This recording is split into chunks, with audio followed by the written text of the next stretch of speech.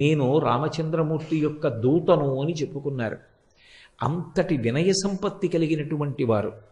కానీ హనుమ యొక్క వైభవంలో ఉన్నటువంటి చాలా చాలా గొప్ప విశేషం ఎక్కడుంది అంటే స్వామి హనుమ చాలా గొప్ప విశేషం ఎక్కడుంది అంటే స్వామి హనుమని ఆరాధన చేస్తే రామచంద్రమూర్తిని ఆరాధన చేసినట్టు, రామచంద్రమూర్తిని ఆరాధన చేస్తే స్వామి హనుమని ఆరాధన చేసినట్టు.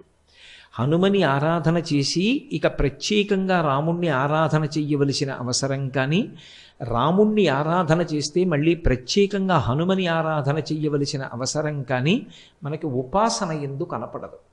ఎందుకు కనపడదు అంటే తరచుగా మీకు హనుమకి సంబంధించి ఒక మంగళ శ్లోకం చెప్తారు.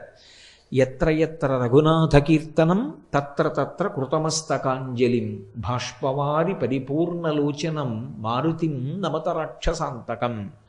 ఎత్ర ఎత్ర రఘునాథ కీర్తనం, ఎక్కడెక్కడ రామచంద్రమూర్తి యొక్క గుణములు గానము చెయ్యబడతాయో, ఎక్కడెక్కడ రామచంద్రమూర్తిని స్తోత్రం చేస్తామో అక్కడక్కడ మనం ప్రత్యేకంగా మళ్ళీ పిలిచినా పిలవకపోయినా కూడా స్వామి హనుమ వచ్చి కూర్చుంటారు.